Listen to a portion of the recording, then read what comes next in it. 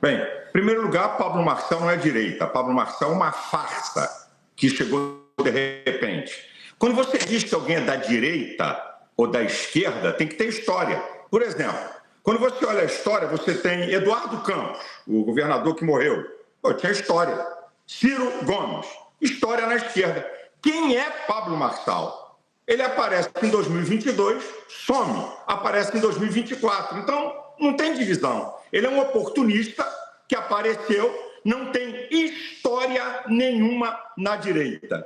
Que camarada é esse da direita que um dia depois de perder diz que a metade dos eleitores dele vão votar em Boulos? Ele não é dono do voto desse pessoal e a pesquisa aí do Datafolha mostrou isso. Então, não é uma questão de divisão da direita. Eu acho que quem é legítimo, que tem história na direita, tem o direito de se candidatar, de vir a público se manifestar. Eu sempre vejo que toda unanimidade é burra. Então, se tem alguém na esquerda que não está com Lula, mas tem uma história na esquerda, é um direito. Se tem alguém na direita que não tem nenhum vínculo com Bolsonaro, mas tem uma história, é um direito. Eu acho que, no fundo, a direita, ela venceu. E quero dizer aqui, a direita vai estar toda unida agora no segundo turno contra a esquerda, não tenha dúvida nenhuma. O balanço é positivo para a direita, vocês mesmos têm comentado, tem análises aí, que a eleição já passou, então análises são verdadeiras. A direita teve proveito e saiu ganhando nessas eleições. Ora com gente onde Bolsonaro tem um vínculo grande, ora com outros que não têm vínculo com Bolsonaro. Essa que, para mim, é a realidade, numa síntese dessa história. Pastor, na entrevista para Mônica Bergamo, o senhor usou até o adjetivo covarde para se referir a Bolsonaro na eleição. A gente que apura na eleição, especificamente aqui de São Paulo, a gente que costuma apurar, conversar com o entorno do ex-presidente, a gente ouvia muito uma avaliação que vai em linha com o que o senhor disse. Eles falavam assim para a gente: Bolsonaro não pode apoiar Nunes, não pode ir muito contra Marçal, porque Marçal vai muito bem entre o eleitor dele, então ele pode perder o próprio eleitor para Marçal. Bom, o senhor conversou com o Bolsonaro, vocês estiveram em contato ontem, ele se manifestou sobre isso. Eu queria saber, como é que foi essa conversa? E dois, o senhor retira especificamente as declarações mais críticas, como a de covarde, em relação ao ex-presidente? Deixa eu dizer uma coisa, liderança não é sobre seguidores, liderança é sobre propósito. Um líder só é realmente líder quando ele anda sozinho. E aí eu tenho que dizer para você, tanto Bolsonaro na direita como Lula na esquerda já provaram que são líderes, que andaram sozinhos, remando contra todos. Eu quero dizer para vocês, eu não pertenço a partido político nenhum. Eu sou livre, eu sou aliado e não alienado, e com todo o respeito. Não sou único, mas sou um dos maiores defensores de Bolsonaro nesses últimos 2 anos, o que eu tenho feito com poucos fizeram. Então eu sou um cara aliado, eu não sou bolsominion, eu não sou cego, eu sei olhar, eu sei ver. E outra, eu seria covarde se eu fizesse essa declaração para Mônica Bergamo sem antes fazer para ele e para os filhos. Eu disse o tempo todo: Bolsonaro, você é um líder. Você não pode dar sinais dúbios. O povo está em dúvida. Você é o maior líder da direita. Eu questiono ele. Você está fazendo um papel de covarde omisso nesse ponto. Falei para os filhos dele. Agora, o outro lado da entrevista, que ninguém gosta de mostrar, porque as pessoas gostam daquilo que eles chamam de negativo, eu disse: Bolsonaro é o maior líder da direita. É um fenômeno. Continuo apoiando ele. Não é por causa de um erro que ele compromete a sua história. Então, para mim, é minha visão. Eu acho que ele tinha que ser incisivo. Ele tinha que dizer: meu candidato é o Nunes. Acabou o papo. Pau que venha de redes sociais. Eu tomei cacete de tudo que foi lá. E daí eu tenho que me posicionar. Então, essa é a minha visão. Agora, não é isso que vai estragar a história de Bolsonaro, porque ele já tem uma demonstração de posição. Eu falo direto com o Bolsonaro. Lógico, ele é um ser humano, ficou indignado comigo. Na troca de zap, ele ficou indignado. Se ele não ficasse, eu ia até estranhar. Aí eu disse para ele o que eu acabei de falar para vocês. Ô, Bolsonaro, você não viu o outro lado? Você não viu o elogio? Você não viu dizer que eu continuo te apoiando? Você não viu eu dizer que você tem uma história e que não é um erro que vai te comprometer? Então, isso, gente, é de pessoas que pensam e que analisam. E um dado muito interessante, eu estou falando para fora da bolha do mundo bolsonarista. O que as pessoas estão dizendo? Esse cara aí não é brincadeira, não. Na hora que ele critica, ele não é brincadeira. Mas na hora de defender, ele também não é brincadeira. O que vai acontecer? Na hora de defender Bolsonaro, a minha palavra tem valor e poder. É isso que eles não veem. Na verdade, tudo isso, gente, eu estou dando um choque de ordem na direita.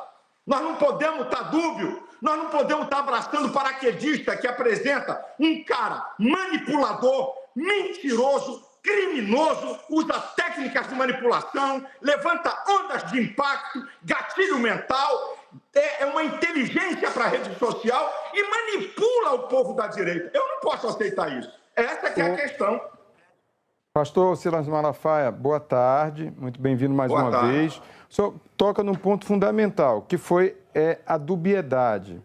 Quando a gente conversa com aliados do ex-presidente Jair Bolsonaro e da campanha do Nunes, todos falam da dubiedade do ex-presidente Jair Bolsonaro na campanha do primeiro turno. É tanto que foi esse susto que foi o Marçal, a tal ponto de que foi uma disputa, foi empate técnico no final, até o último momento.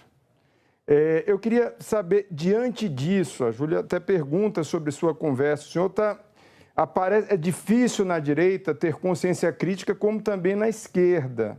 Ninguém fica fazendo críticas depois de resultado da eleição. O senhor aparece com uma consciência crítica.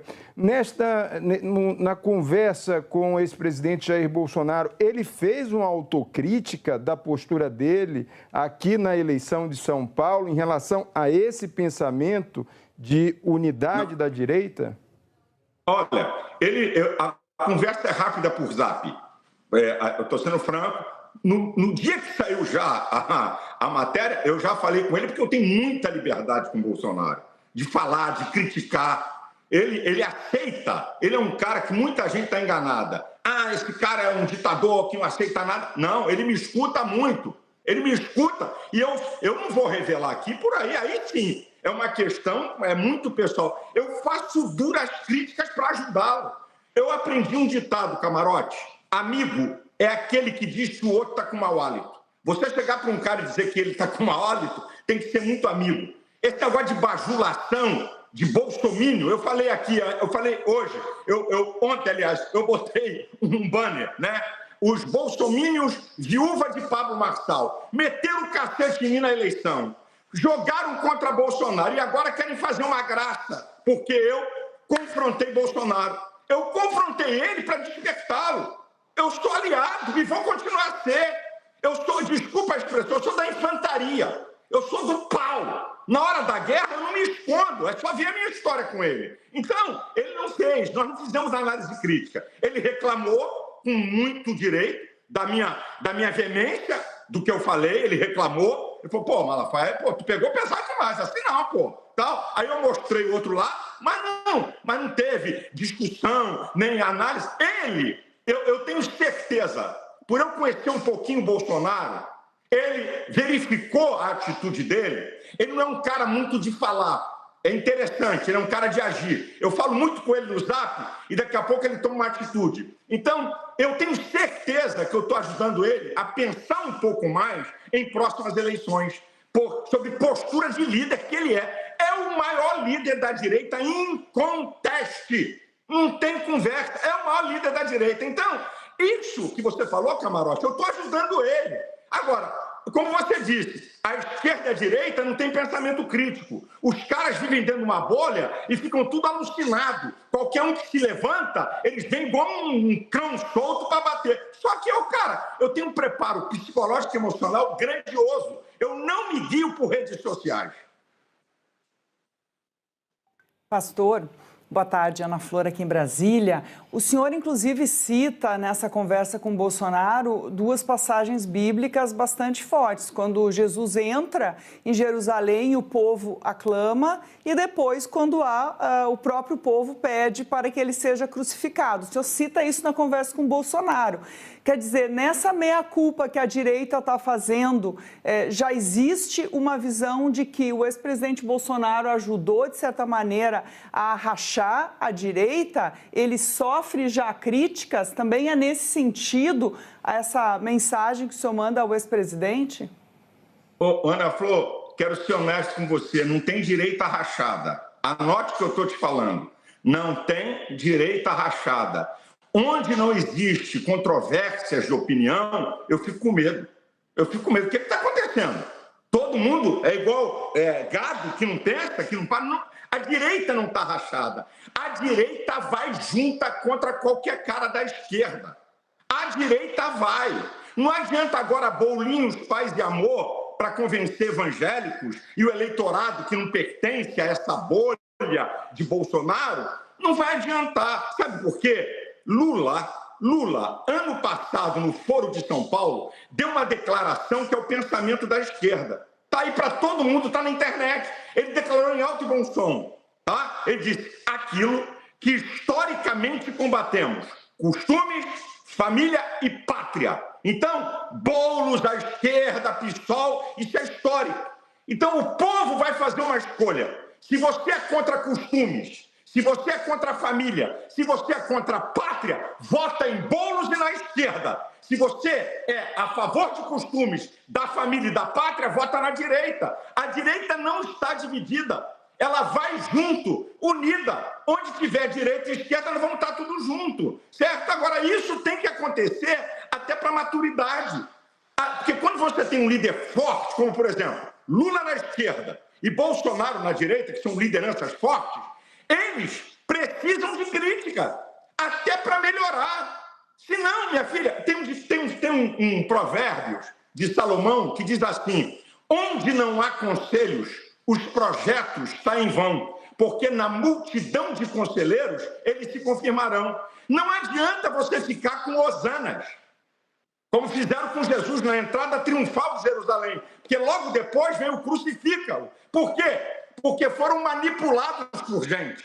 O mesmo povo que disse hosanas, depois disse crucifica-o, porque houve uma manipulação. Jesus não mudou. É o mesmo Cristo de amor, de poder e de bondade e de salvação. Mas a manipulação da elite religiosa levou o povo a pedir a crucificação de Cristo. Então, hoje, ficam esses camaradas aí querendo aparecer e tirar proveito e lacrar alguma coisa. Alguns são candidatos a deputado federal, aí largaram o aço em mim, largaram o aço porque eu fui contra Pablo Marçal, e agora largaram o aço por causa dessa minha palavra. Então, à direita, sei o que eu estou fazendo. Choque de realidade para a gente pensar e melhorar a nossa ação. Pastor, queria perguntar para o senhor rapidamente, na nossa última pergunta, sobre o governador Tarcísio de Freitas. O senhor faz elogios a ele.